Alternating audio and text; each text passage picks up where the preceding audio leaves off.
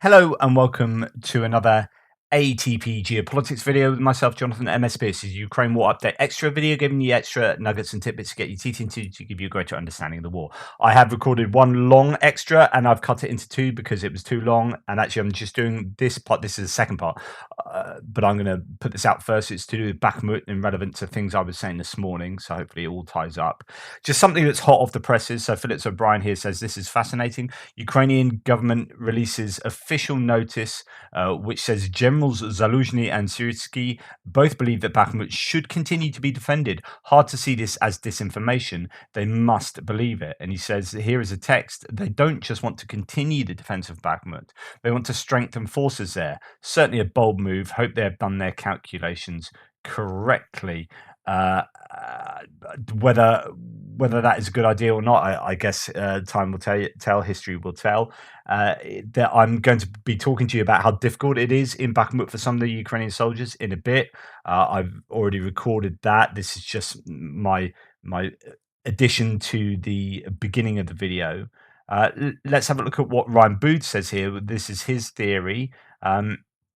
It looks strictly at Bakhmut itself. If one looks strictly at Bakhmut itself, then it seems obvious that Ukraine should have pulled out a week ago. I've been wondering why they haven't, and I think I figured it out. Although the situation in Bakhmut is no longer favorable to Ukraine, the ongoing Russian offensive very much is. The idea of that offensive looked like this, thanks to the ISW map. So the offensive towards Kreminna, offensive up in Kupiansk, and towards Bakhmut as well. In the north, Russia would push west and take Kupiansk, which would aid their logistics in Luhansk Oblast. From Kreminna, Russia would push west and retake Liman, disrupting Ukrainian logistics in the Donbass and establishing a new Russian base to use to attack the south. The overall offensive would prevent Ukraine from reinforcing it. Taking Bakhmut would enable a step towards Kramatorsk. And in the south of Donetsk Oblast, capturing Vuhledar would end up on opening the Donetsk railway into the land bridge, massively aiding logistics there. Let's go and have a quick look at that in a second. Overall, the Russian offensive has been a strategic failure. Aside from the Bakhmut area, Russia has only succeeded in taking a couple of small villages and some forest. Let's go and have a look at that rail link in Vuhledar. At the moment, Vuhledar, the railway is too close to the front line to be of sustained use to the Russians there. So it's quite difficult to supply all through to the south here because that line can be hit, and in fact has been hit previously. What Russia would really like to do is obviously take more ground to the west of Donetsk, so that if we come out there, so that they can really have a buffer zone to that rail line. So if they had something like that, then of course, this railway line here could be somewhat used, but it certainly gives a bit of a buffer to that. The railway line's so very close to the front lines. Okay. Overall, the Russian offensive has been a strategic failure, apart from the capture of a couple of small villages and some forests. Russian losses during this offensive have been massive. In the Vuhledar area, Russia has lost over 130 tanks and heavily armored vehicles. Russia has also used vast amounts of ammo in these attacks, and their supplies are dwindling. From a political point of view, Russia can't afford to halt this offensive with nothing to show for it. They must continue the offensive until they capture Bakhmut. But Russia really needs to begin an operational pause to prepare for the Ukrainian spring offensive. Ukraine is gathering all the tanks, IFVs, artillery, and other equipment promised by the West in preparation for an offensive mid-April to try to cut off the land bridge in the south.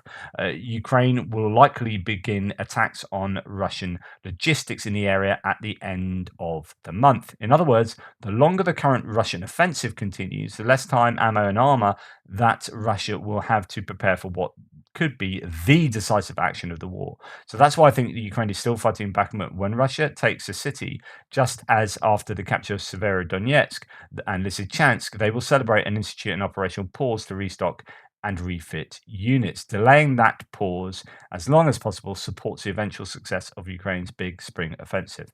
I absolutely agree with that, and he goes on to say David Axe makes the same argument in a Forbes article for the overextended Russian army winning in Bakhmut could mean losing later. And I said that the other week, which is to say that almost counterintuitively, the better Russia do, and the more land they take in, say, Bakhmut, the more they will be exhausting themselves for a future for Ukraine's future counteroffensive. So their ability to defend against a counteroffensive will be exhausted by using up so much of their capacity in places like Bakhmut.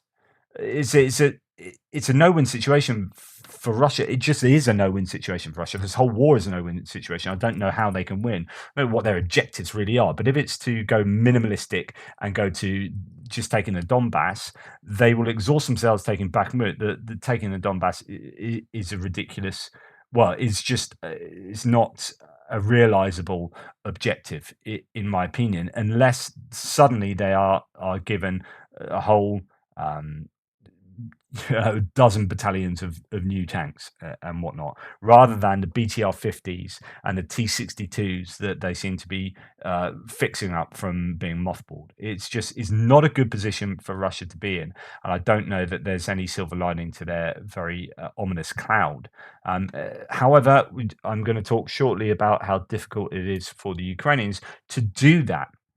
So what Ukraine appear to be doing is putting in some reinforcements to Bakhmut, but not quite enough. And they're not taking from reinforcements they're hoping to put into the large counteroffensives, people that they're training abroad. They seem to be throwing in people that they can just quickly scrabble together from newly mobilized units around Ukraine and throwing them into Bakhmut as a kind of stopgap in order that they realize this intention that Ryan Booth talks about. And you might say it's working, but that's not going to be, those people that are being thrown in, those poorly trained, poorly equipped, poorly supported mobilized troops are obviously not going to be too happy about that. But we'll get on to that soon. Just to begin with, let's go to the video I recorded this morning. Okay, I'm going to go back to my video. I'm going to play you a video of me watching me talk earlier today. The point I made is still salient and it's going to lead up to what I'm going to talk about now, but I also want to point out exactly what I was predicting. So this is the idea that the Russians are having to the Russian nationalist military bloggers having to change their narrative, given that Bakhmut has been so painfully slow to take. Another prominent Russian blogger offered a more ambitious assessment that Russian forces would take Konstantinivka by the end of spring 2023. Just to let you know where Konstantinivka is, it is just to the west of Bakhmut. So you've got Bakhmut there. It'll be by the end of spring, they could take Konstantinivka. Just think how long it's taken them to take Bakhmut. And launch an offensive on the Sloviansk-Kramatorsk agglomeration between the summer and autumn fall of 2023. Even this relatively ambitious assessment contrasts with previous high expectations from Russian mill bloggers, many of whom claim that the entire Ukrainian front line around Bakhmut would collapse and Ukrainian forces would fall back to Kramatorsk and Sloviansk following the Russian capture of the small settlement of Soledar northeast of Bakhmut on January the 11th. I had pro-Russian voices on my threads saying exactly this. Just like this is the beginning of the end, and actually there's nothing between Bakhmut realistically and Kyiv. We're talking about like it was just going to be dominoes after that. My goodness, they can barely even take Bakhmut, let alone Konstantinivka, Druzhkivka, Kramatorsk, Sloviansk. This is going to be absolutely draining for the Russians, and they have exhausted themselves, I would say, in taking Bakhmut alone. So it'd be funny to see all the claims of cope and all this from pro-Russians in the threads, but just the reality is you ain't done squat. You've taken Bakhmut, but that has really limited operational value. And this kind of readjustment of the narrative, I think, is really important. So Russian mill bloggers. And I go on to talk about that, and I just find it funny that literally at the bottom under that video, a pro-Russian voice says, "Here we go with the Bakhmut has very limited value cope."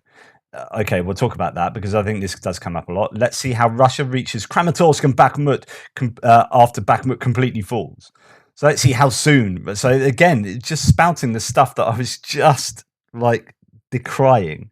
I say Donetsk is liberated by the end of 2023. Oh, goodness me. Right. Well, I'm going to talk about Bakhmut now, but I also want to just delve back into this idea that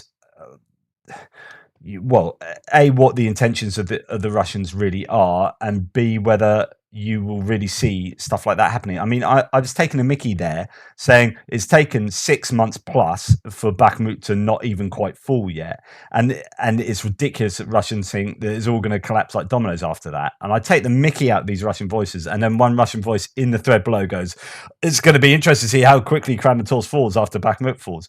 Dude, Bakhmut A hasn't fallen. It's taken since May 2022.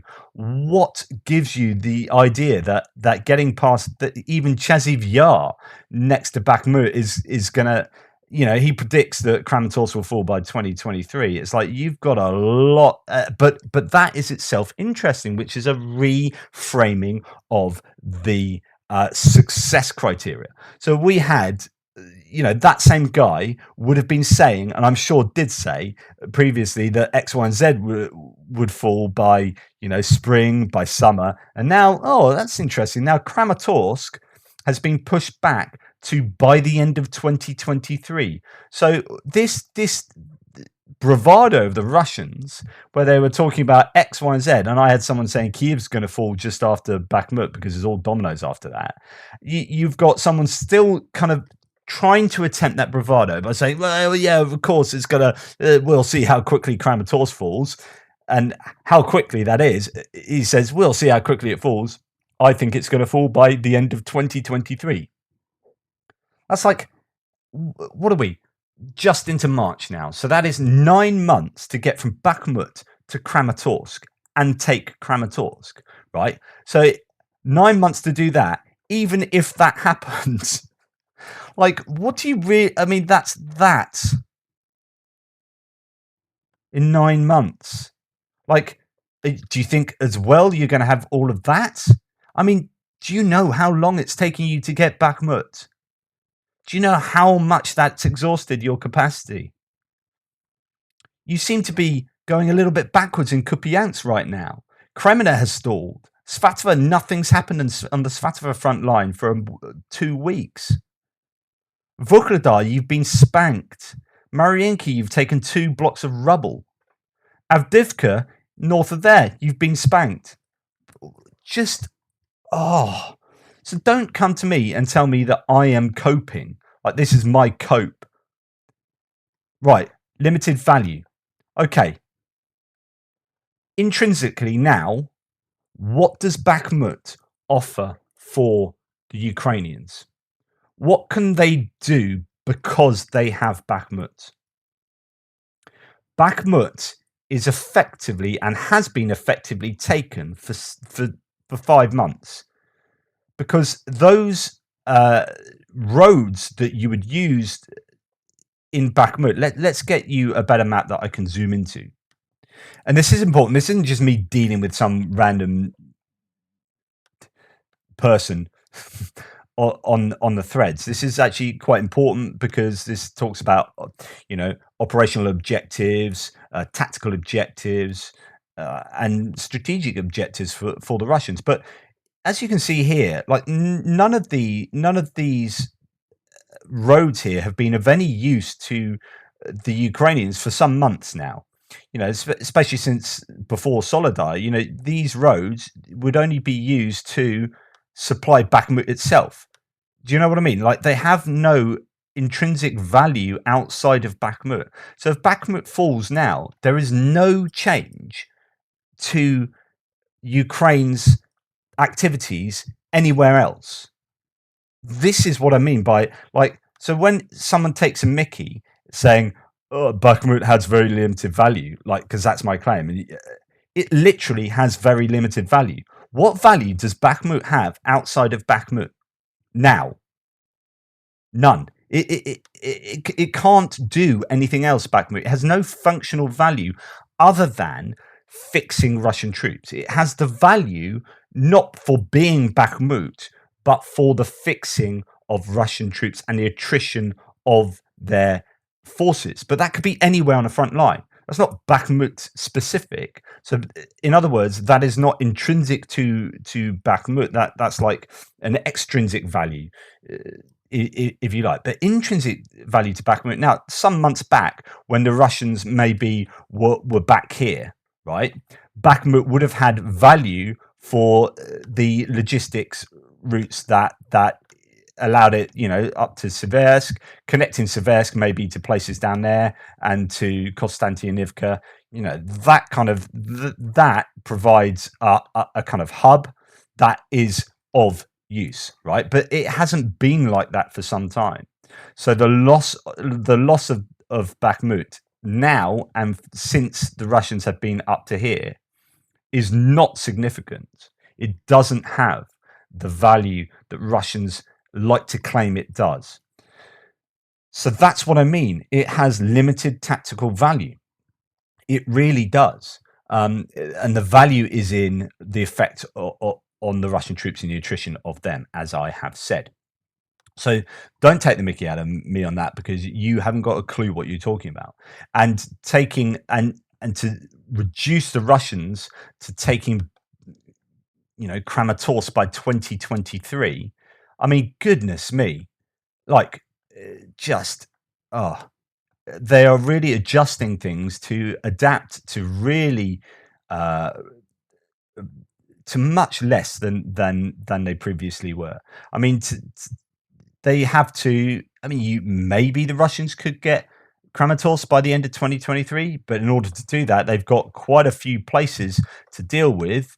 They're there are this agglomeration of this conurbation, if you like, of towns there along that line. But then you have, other towns that they've got to take first, Makivka, Malinivka, and so on and so forth.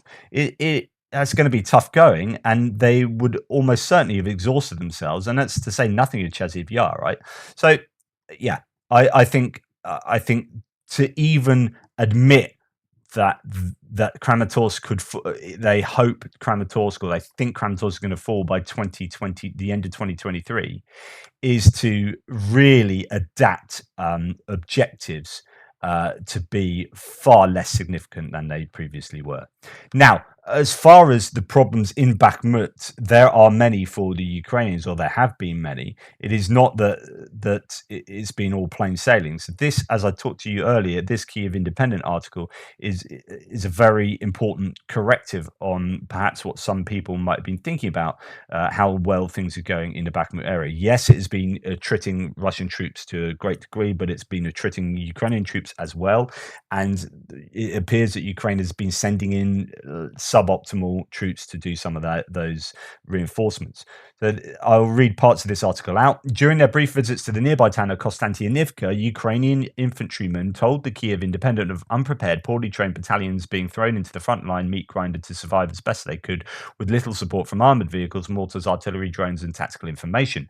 We don't get any support, says a soldier named Sirhi, who's been fighting on the front lines in Bakhmut, sitting down with his friend, also named Sirhi, for a conversation in a small cafe in the Konstantinivka market. Both men are in their 40s, but one of them is a little bit older than the other. They say that Russian artillery, infantry, fighting vehicles, and armoured personnel carriers are often allowed to strike Ukrainian positions for hours or days without being shut down by Ukrainian heavy weapons. Some complained of poor coordination and situational awareness, allowing this to happen or making it even worse. Now, there has been talk that the artillery for the Ukrainians has been on a ratio that's on a par with Russians. And that is switched from the Russians having overwhelming artillery capacity in the area. I don't know whether that's now switched back. I don't know whether the ammunition shortage is hurting Russia more than Ukraine, or Ukraine more than Russia. So to continue, Mortimer spoke of extreme ammunition scarcity and having to use weapons dating back to World War II. Drones that are supposed to provide critical reconnaissance information are also scarce and are being lost at very high rates in some parts of the battlefield. All this leads to terrifying casualties of both dead and wounded. Quote, the battalion came in the middle of December. Between all the different platoons, there were 500 of us, says Boris, a combat medic from Odessa Oblast fighting around Bakhmut. A month ago, there were literally 150 of us. So he had lost 350 to dead and wounded in that battalion. When you go out to the position, it's not even a 50-50 chance that you'll come out of there alive, says the older Serhi. It's more like 30-70. And that's just reflecting that number, right? 150 out of 500. The office to the president of Ukraine has claimed that Russia may have lost tens of thousands of men during the Battle of Bakhmut as of mid-January. Fighting has since only intensified, with Ukraine repeatedly claiming claiming close to 1,000 Russians dead in its daily updates. As Bakhmut is seeing the heaviest fighting, most of these casualties are likely in that area. Authorities haven't revealed any information on Ukrainian losses in the Battle of Bakhmut. It's interesting they bold claim that many have lost tens. The office of the president of Ukraine has claimed that Russia may have lost tens of thousands of men during the Battle of Bakhmut, and it goes on to link that here. Russians may have lost 20,000 troops near Bakhmut and Soledar, Zelensky's advisor says. So that's in Yahoo News. But anyway, to continue, based on soldiers' testimonies, Ukrainian losses appear to be high as well. So that the Russians have lost that many, yes, is significant for the Russians, but it doesn't mean that the Ukrainians haven't lost a huge number of people as well. And then it goes on to say there's Wagner and there's 2 brigades of airborne assault, says Alexander, an infantryman from Sumy, who is part of the Ukrainian assault battalion in Bakhmut. It's rough. Constant waves, non-stop, and this is something that we've heard lots of. The older Sihi says that the enemy likes to send a team of 3 or 4 expendable foot soldiers to attack and make the Ukrainians expose themselves by shooting at them. At that point, the more elite forces zero in on the defender's position. Once they begin exchanging fire, the Ukrainians are stuck with heavier weapons like Russian mortars and rockets from Grad multiple launch rocket system, or BMP infantry fighting vehicles and BTR armored personnel carriers with machine guns. Quote, they get the positions where we are, establish the coordinates, then they hit us from 7 to 9 kilometers out with mortars, as well as from closer up with grenade launchers, says the older Sehi. They wait for the house to fall, so we have to jump out. The building catches fire, and then they try to finish us off. Their birds come out and they chase us with fire, adds the younger Serhi, referring to Russian UAVs like quadcopters and all-10 fixed-wing drones that spot distant heavy weapons. They hit accurately. And this is a sort of narrative we've heard from the Ukrainians saying about Russians as well. So, and Russians saying about their own forces. So it looks to me like everyone's got the same problem and it's horrible for everyone. It's not to say that, hey, it's terrible for us, you Russians have got it good, because the Russians are making these similar claims as well.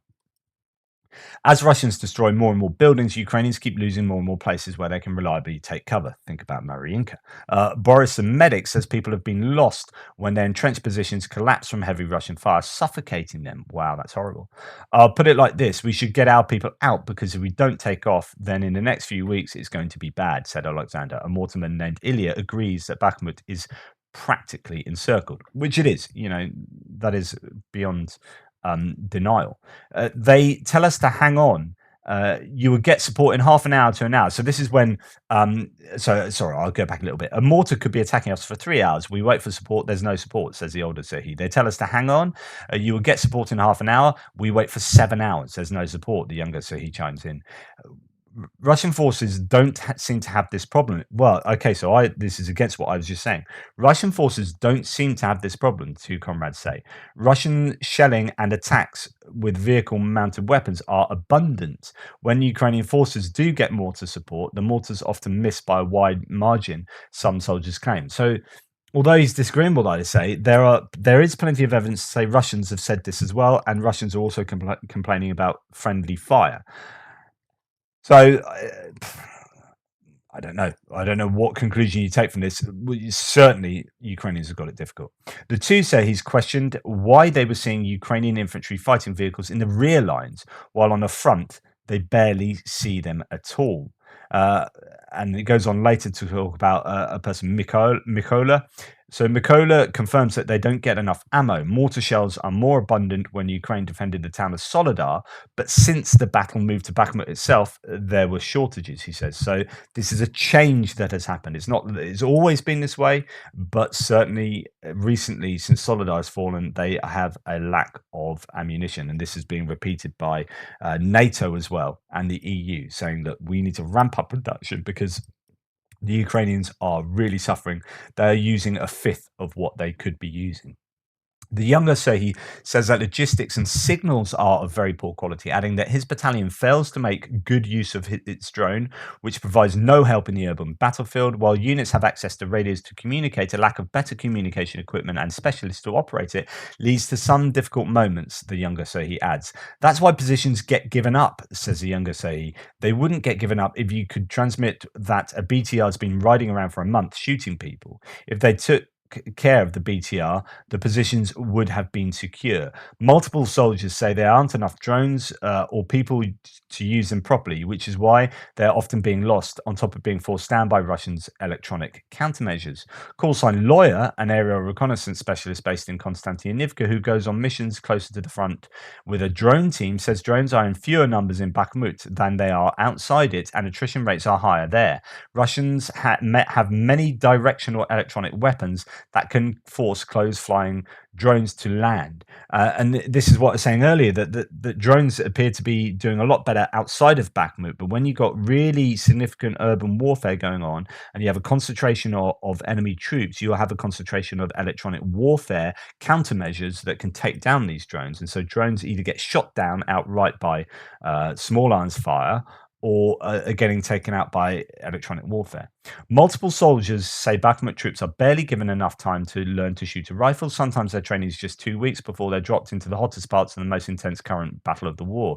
They would have preferred for troops to get a minimum of 2 or 3 months of training before being deployed to such a hotspot. 2 weeks live training and they're sent here. You can't do that, says the older Sahi. Or it's a person who once served in the army. How long ago was that? Obviously, they forgot everything. We were promised that we wouldn't be sent to the zero line straight away, that at first we'd be sent to the second or third line, he continues.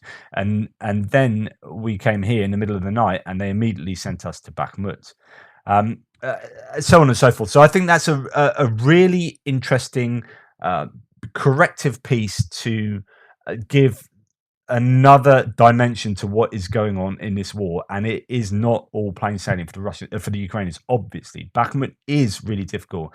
They are appearing to be operationally withdrawing from Bakhmut, and the Russians almost certainly will take Bakhmut. But the question is, what situation will the Russians be in after that? Will they be? Will they have come to a culmination, unable to go on, much further with ease?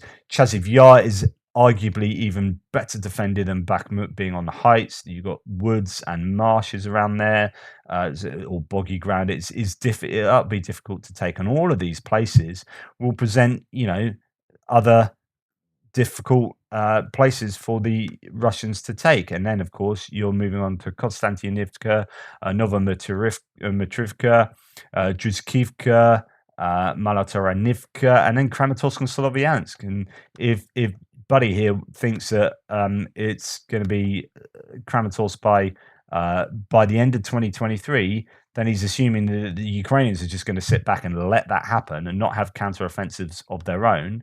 He's not taking into account the vast amount of weaponry that's going to be brought to bear that NATO and allied countries have been given, and the trained soldiers that are being genuinely trained up abroad.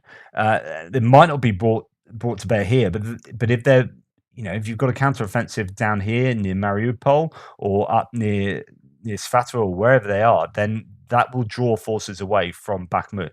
There will be very limited capacity, I would argue, for the Russians to seriously consider taking Kramatorsk by 2023. And if they do take Kramatorsk by 2023, well, then it's taken them a year to not even get the Donbass. So, if that's what you think is success, and you're whooping and hollering about that and using the old crying face emoji, then, well, you're a bit of a Anyway, thank you for watching that short one or shorter one on just Bakhmut and a few other little bits. Uh, Thanks for your support. Please like, subscribe, and share. If you want to pop along to uasupporter.com/ATP with that ATP on the end, then you can go and get yourself some pro-Ukrainian stash and show your support for Ukraine. And I will get a little bit of commission on my for those sales. So that would be really appreciated. But thanks for being there and being part of this. Take care, and I will speak to you tomorrow.